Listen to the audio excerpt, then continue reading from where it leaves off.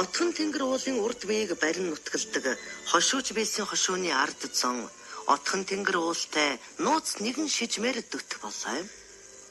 Энд энгүүх мөртлөө догшин үемэн сэтгэлтэй шар сахалтай хөх өвгний тухай өгүүлээ. Энэ нь Эдүгэгийн отхон сумын нутаг буюу буян толд төрсөн жав химээх шагдар юм. Эрийн янз бэлэг шингээсэн хүн байжээ.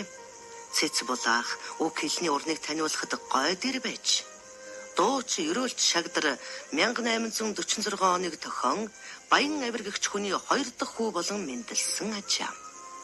Багын цовоос хэрэглэн тэр хүү ерөөл магтаалаа үгийг амархан цээжилдэг, бас эвлэгхэн дуулдаг байжээ.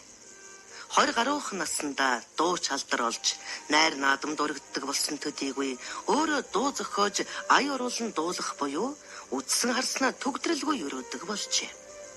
Зөөр санаа цэцэн үгээр зөрүүд улсыг ч номхотгдог байжээ.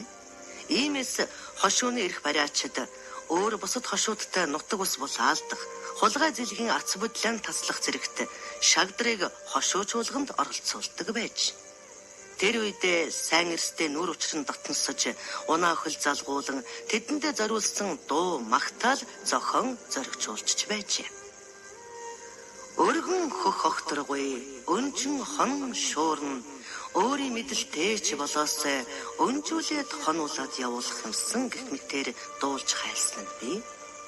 Жав юр бус амьдралтай, юр бус цолгон үемэн сэтгэлтэй ир байсан аж. Тэрбээр ертөнцийг орхихын өмнө эр бие богиносч эрхэс суул минь үлдлээ. Хан тэнгэртэй харц биеийн өргөөд отын хэмээн сэтгэлээ дэлдэн отхон тэнгэр уулынхаа тухай 33 бадаг дуу зохион дуулсан гэдэг. Эдүгээ тэр дуу нь Очирваны орноо хамгийн хүндлэлт ерөөл бүрдмэл дуу болгон дуулагддаг. Бэлэгт цогт өвгөд минь цөөрхийн хэрээр бидэнд бас бадаг шатн гээгцэр 7 бадаг нь үлджээ. Энэхүү гайхамшигт дууга зохиохдоо жав отхон тэнгэрийн зэрэгэлдэх Баян уул гэдэг өндрийн орой дээр 18 өдөр гарч ийш тийш дурандан сууж хайлсан аж ахуй.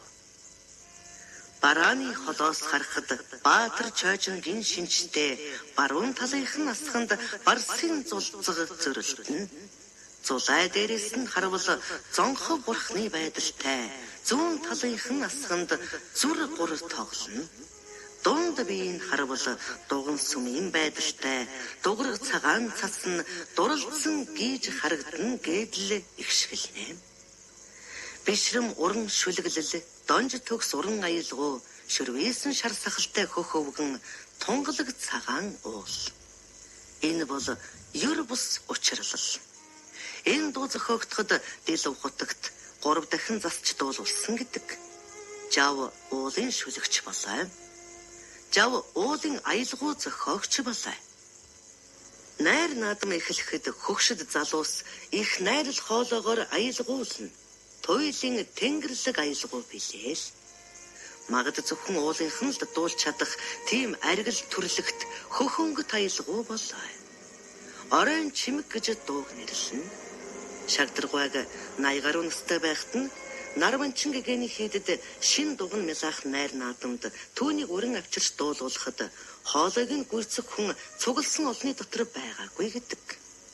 Оройн чимэг хэмээх янз уран уртын сайхан дуу ийм болоо.